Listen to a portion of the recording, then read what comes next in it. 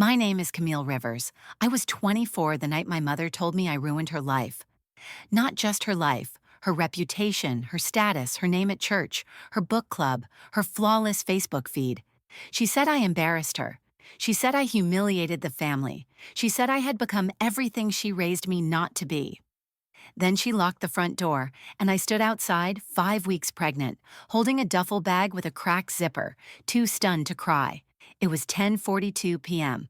The porch light buzzed overhead like a dying insect, flickering against the shadows. I knocked once, soft where I couldn't believe she meant it, then twice, louder. The lights inside the house were off, but I could still see her standing behind the sheer curtains in the living room. I could see her silhouette, rigid, arms crossed, head shaking. I called her name, not Mom, just Helen, like I was trying to speak to a stranger. She didn't move. Behind her, my dad stood like a statue in the hallway. He didn't say a word either. Just watched me through the glass like I was someone else's problem, like I wasn't the daughter they'd once swaddled in a yellow blanket and sang lullabies to. The door stayed closed, and that's when it hit me. They meant it. They really meant it. This wasn't just a tantrum or a dramatic threat. My mother was cutting me out of her life the way she clipped dead roses from the backyard hedges, quick, cold, and without a second glance. Because I got pregnant, not because I was reckless, not because I'd lied or stolen or betrayed anyone. I was just pregnant with a child I already loved, from a man who cared about me more than my own family ever had. But she didn't know that part, because she never asked. She didn't know the father was Luca. She didn't know he was the man building the fastest-growing AI startup in the country. She didn't know I had fallen for someone kind, gentle, and brilliant. All she saw was that I wasn't married, and in her world, that made me trash. I walked down the driveway with my heartbeat pounding in my ears. Each step away from that porch felt like a knife in my back, twisting everything I'd once called home. My mother's voice echoed in my mind like a bad recording. "You've ruined our name. You're no daughter of mine.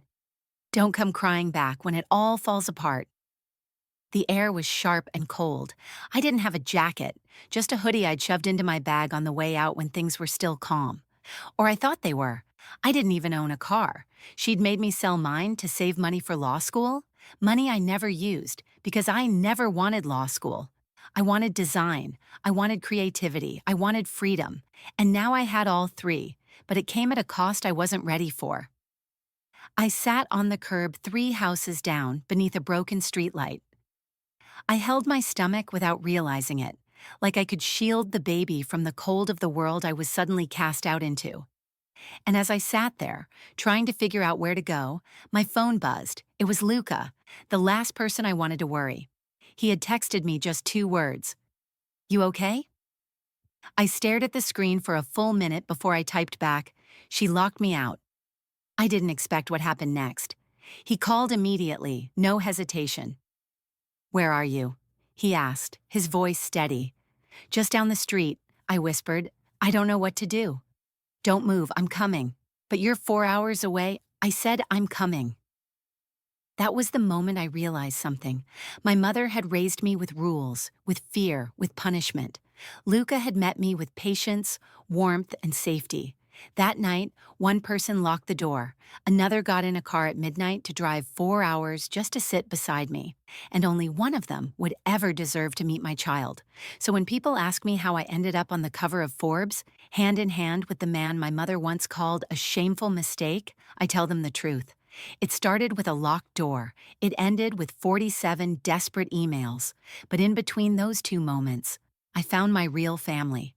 Before the door slammed, before the silence, before I knew what it felt like to be completely alone, I was still the perfect daughter. At least that's what everyone said. To the outside world, we looked like a Hallmark family. My mother, Helen Rivers, was a respected former school principal who now ran local charity events and chaired the town's Women of Distinction Club. She wore pearls, never raised her voice in public, and sent out handwritten thank you notes for every gift, even the ones she didn't like. My father, John, was quiet, polite, and always in the background. If you asked anyone at church or the country club, they'd say he was a nice man. But to me, he was just a shadow behind my mother's rules. And me? I was Camille, Only child, academic overachiever, straight A student, never once sent to the principal's office. Home by curfew, attended church every Sunday in dresses my mother ironed with military precision. I did everything I was supposed to, but it always felt like I was performing. In our house, love was transactional. You did what you were told, and you earned peace. You made my mother look good, and you earned quiet approval. Not affection, approval. Praise came in measured doses, hugs were rare, and every conversation was about image. It wasn't until college that I realized most families didn't act like this, that other people had mothers who asked how their kids felt, not just what they achieved. That other daughters could say, "I'm not okay," and not be met with a cold sigh and a reminder to keep their emotions private. When I told my mother I didn't want to go to law school, it was the first time I saw her lose control. Her face flushed. She threw the acceptance letter from Georgetown into the trash and said, "You are wasting your potential." What I really wanted was to design. I loved color theory, user experience, typography, and digital architecture. I had a portfolio. I had a vision. But most of all, I had a dream to create something meaningful, not just profitable. When I landed a remote junior design position at a small but promising tech startup in New York, I didn't tell her. I said I was working at a law firm part-time preparing for the LSAT. She never questioned it. She didn't want the truth. She just wanted something to repeat to her friends. The job was nothing fancy at first, just layout revisions and wireframe updates for internal apps. But I loved it. For the first time in my life, I felt like I could breathe. And then, I met him. Luca Hayes wasn't what I expected from a CEO. No tailored suits, no pretentious quotes or designer watches. He wore hoodies, laughed with the interns, and never acted like he was the smartest person in the room, though he usually was. He noticed me on my second week, after I redesigned a clunky sign-up flow that increased user conversions by 28%. He didn't just thank me. He asked how I saw the problem, what I thought needed to change. And for the first time in a long time, someone listened to me without an agenda. We started talking after work. He'd send me links to obscure design blogs, and I'd send him playlists with old jazz and ambient lo-fi. Our conversations weren't about fame or money or ambition. They were about what made us feel human. He told me his mother died when he was in college. That's why he kept his personal life so private. The world only saw Luca Hayes' startup prodigy, but I saw the person behind the screen, the man who brought me soup when I had the flu and watched old cartoons with me just to make me laugh. We fell in love quietly, slowly, intentionally. No Instagram announcements, no family dinners. We weren't hiding. We were just safe in our little world. I was still living at home during this time. My plan had been to save enough for a place of my own, and I was close. I kept everything from my mother, my job, my relationship, my joy, because I knew what would happen if I didn't. And then, one night, 2 pink lines appeared on a plastic stick in my bathroom. I was pregnant. I sat on the edge of the tub, heart racing, hands trembling. I thought of Luca, of how gentle he was, of how he'd hold my hand during a storm if I let him. But I also thought of my mother, how she'd already written the story of who I was supposed to be, and this would rip the pages apart. Still, I believed in some corner of my heart that maybe she'd surprise me, that maybe the word grandmother would melt her, that the idea of a new life might soften the edges of her judgment. So I told her. I told her with my voice shaking and my heart open and my hands folded in front of me like I was in church, asking forgiveness. Instead, she stood up slowly, walked to the living room, and grabbed her iPad.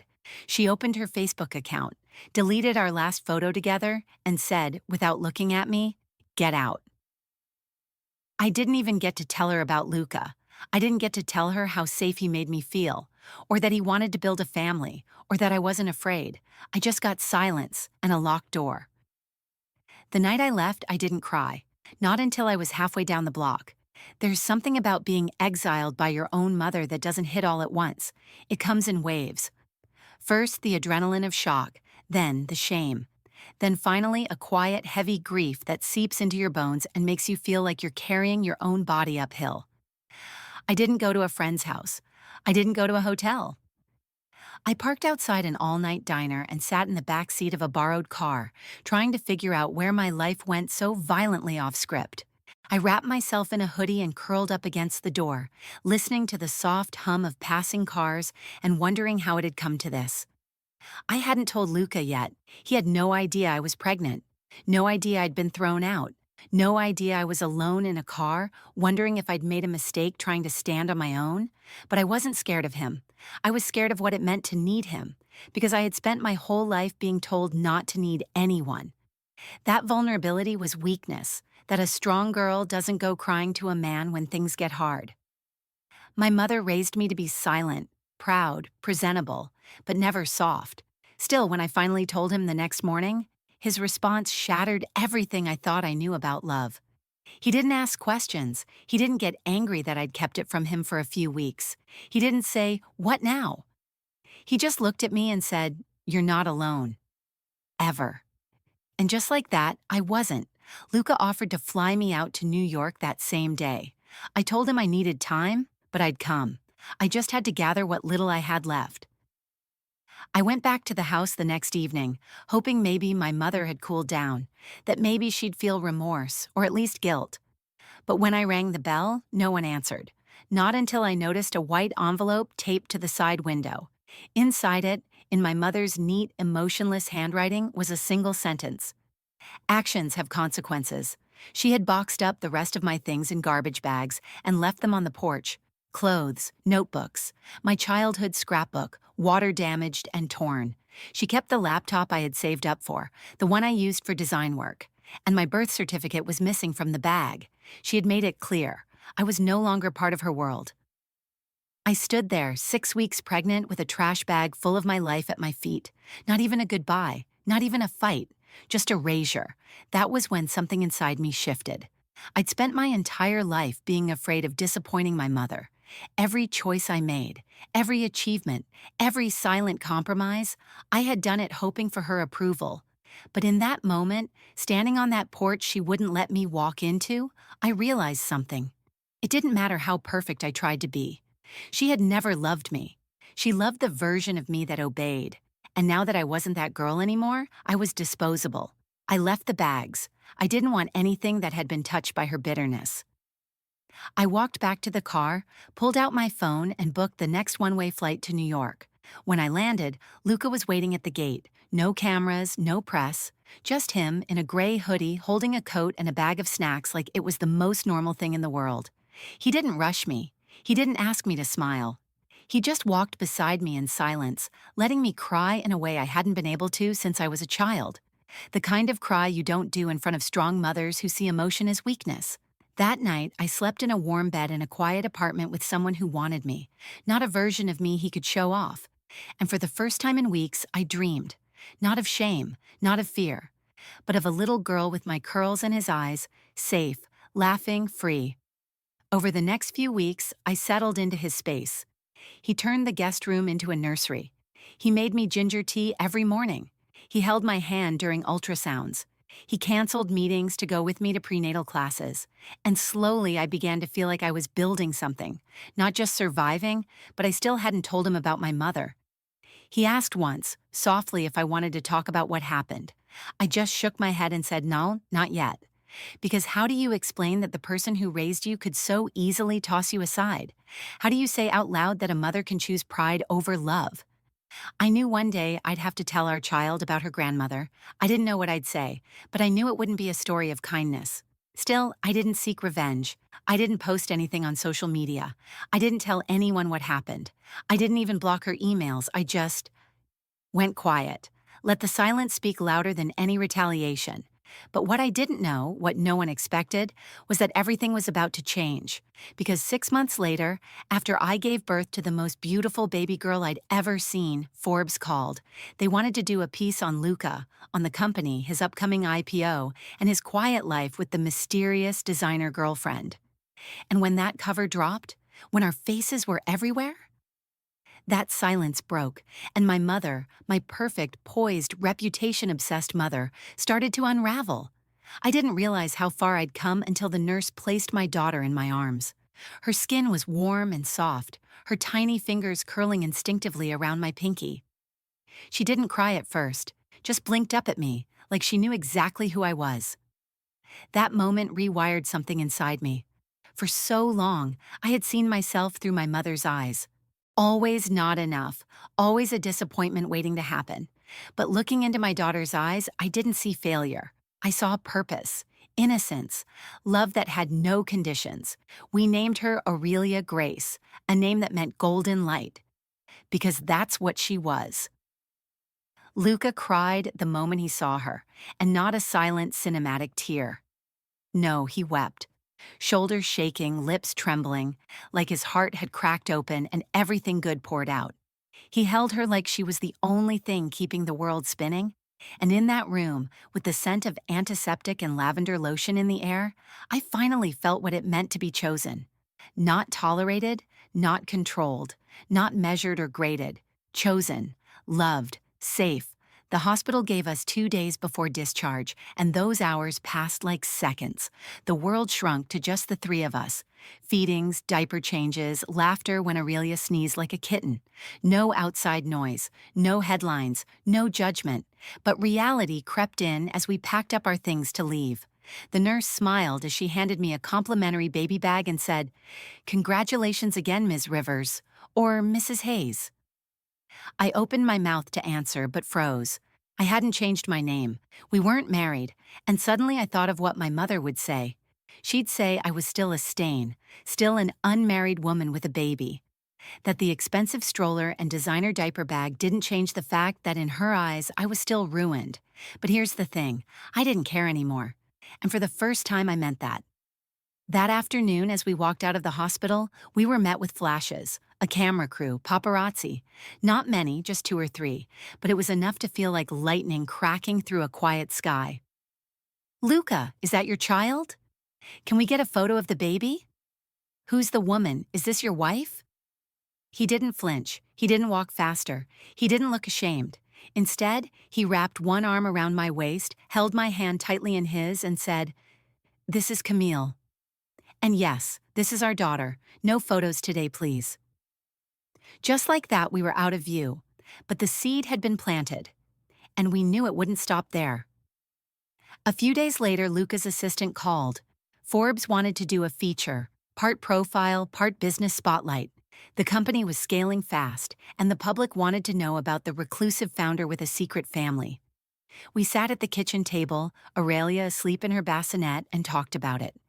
"I can say no," he said. "You know I hate this kind of attention." I looked at him. His company had reached unicorn status months ago. It wasn't a secret anymore. His face was already being used in keynote slides and business blogs. This would just put context to it, humanize the man behind the empire. "It's okay," I said. "We don't have to hide anymore." He looked at me carefully. "Are you sure?" I was, but not for the reason he thought. It wasn't about money or revenge or proving anything to anyone. It was about truth. My daughter was born of love, not shame. And she deserved a world where that story wasn't hidden. So we said yes. The shoot was tasteful, nothing dramatic. Just natural light, soft tones, us in our home, Aurelia nestled in my arms. The photographer was kind. No invasive questions, just quiet conversation and candid shots. 2 weeks later, the issue dropped. Luca Hayes, Building the Future with Code Love and Grace. The cover featured all 3 of us, and just like that, my name, my face, and my daughter's presence were no longer secrets. We were real. By the end of the day, the internet exploded.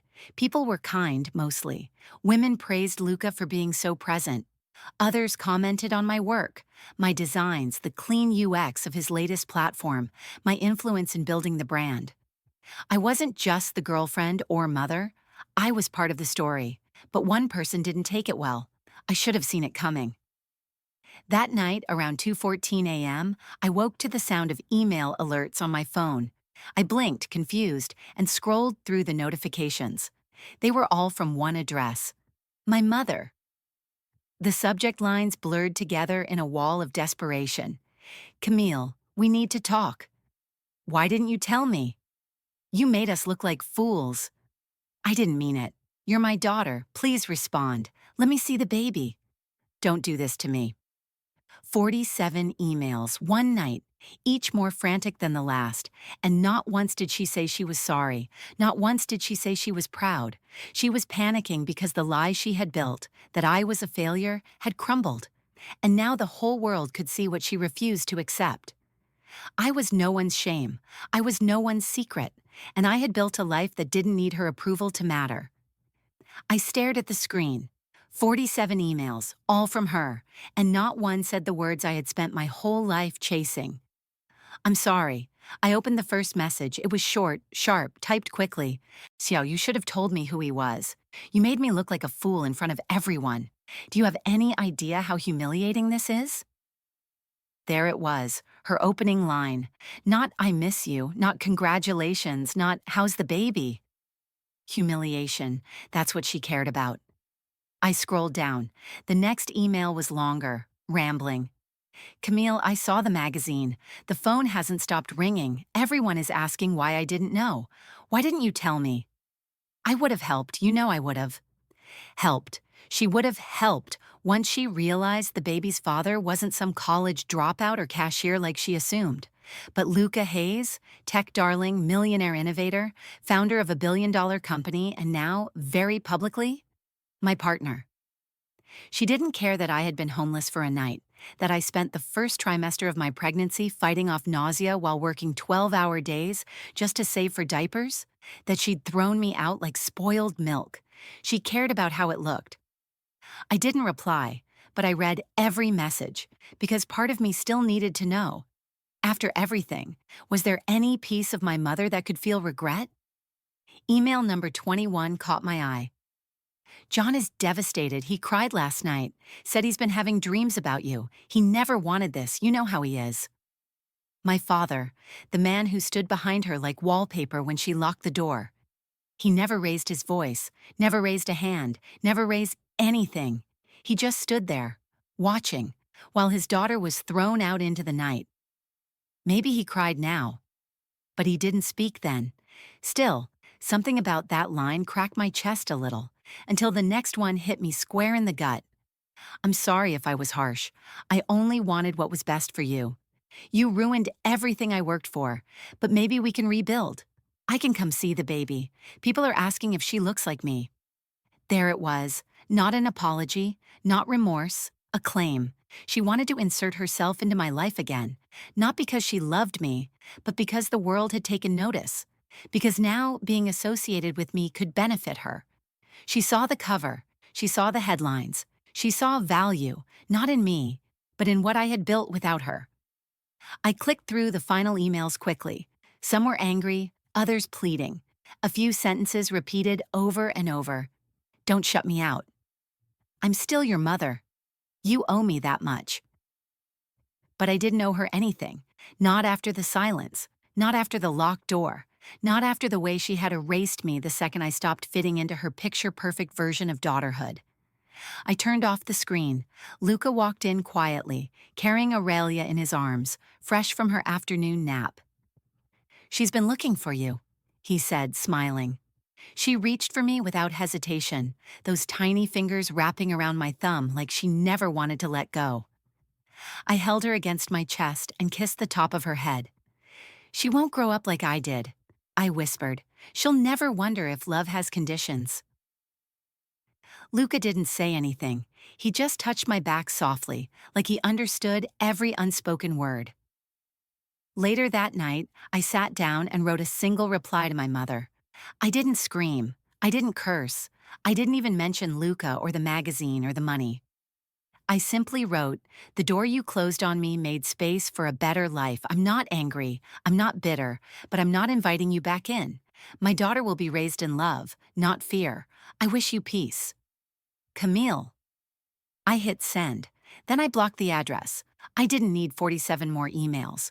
Because the woman I had become, the mother I now was, didn't need validation from someone who only loved the idea of me, never the truth. The truth was messy, unexpected, brave, and it had built a life far more beautiful than the one she had planned for me.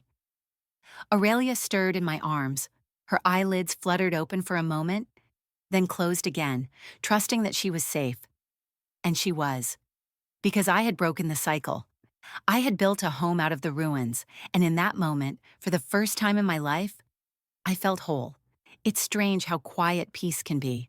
After everything, the exile, the fear, the emails, the noise, I expected the end of this chapter in my life to feel dramatic, like there'd be fireworks or confrontation, or at least one final screaming match. But no, it ended with a quiet click, me hitting block on my mother's email, and the soft, steady rhythm of my daughter breathing against my chest.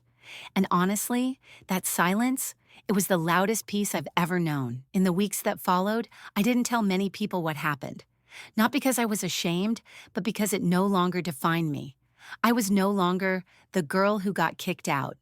I was a mother, a partner, a designer, a whole layered woman whose worth wasn't tethered to who decided to love or reject her. People started reaching out after the Forbes piece, not just journalists or social media followers, but women, strangers. Girls from my high school, who had once looked at me with judgment, now wrote messages saying things like, "I showed your story to my mom. She finally saw what I've been trying to say. You reminded me I'm allowed to start over. You made me feel less alone." And those messages? They meant more than anything my mother could have written. Luca and I kept things simple. We didn't take sponsorships. We didn't do a baby clothing line or press tours. We turned down podcast interviews. Not because we weren't proud, but because we were protective. This life, this home we had built, wasn't for public validation. It was for us. Sometimes I'd still get curious. I'd wonder if my mother ever told people the truth. Did she still spin her story about the ungrateful daughter who threw her life away? Or did she finally admit that she chose pride over love and lost? But the truth is, I didn't need the answer anymore. I stopped needing my mother's love the moment I realized I had stopped needing her permission to feel worthy. My father reached out once, through Luca, of all people. He sent a package to the office. Inside was a simple letter folded in half along with an old photograph. The photo was of me at 6 years old, wearing a paper crown from my birthday party, chocolate icing on my cheeks, smiling like the world belonged to me. On the back, he had written, "You always were gold, Camille. I was too weak to fight for you then. I hope one day you'll let me try now." I didn't reply, not because I hated him, but because part of healing meant accepting that not everyone who hurts you deserves a second chapter. Forgiveness didn't have to include re-entry. Instead, I put the photo in a box labeled, "For Aurelia." One day, I'll tell her everything. Not as a warning, but as a lesson in strength. I'll show her how she came from courage, not chaos. How she was born from a moment of rejection that birthed a lifetime of freedom. She'll know she came from a mother who broke chains, from a father who chose love over legacy, and from a story that didn't end in bitterness, but in beauty. Luca sometimes jokes that Aurelia is going to be CEO by the time she's 12. She's already trying to chew on his laptop and press every button on his keyboard, like she's coding something important. I laugh, but a part of me believes it too. She's going to grow up knowing she can build anything because she watched me rebuild everything. Last week, I sat on our balcony just before sunset, holding her while she fell asleep in my arms. The sky was painted in strokes of lavender and gold. The city buzzed softly below us, a rhythm that once terrified me but now feels like home. I whispered to her, "You are not here to earn love. You are love." And as she slept, I realized, so was I. I don't know if my mother will ever change. Maybe she'll carry her pride to the end, convinced she did what was best.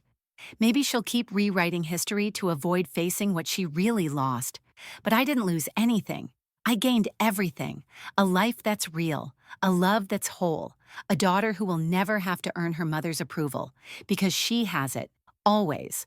So if you're reading this and you've been cast out by someone who said they loved you, if you've been told you're a mistake or a disappointment, let me tell you what I wish someone had told me when I was standing in the rain outside my own house. You didn't fail. They just couldn't handle your truth. But one day, your truth will bloom into something so beautiful, they'll wish they had stayed. And when that day comes, you won't even need to look back, because you'll be too busy living the life they said you'd never have. The best gift my mother ever gave me was the moment she shut the door.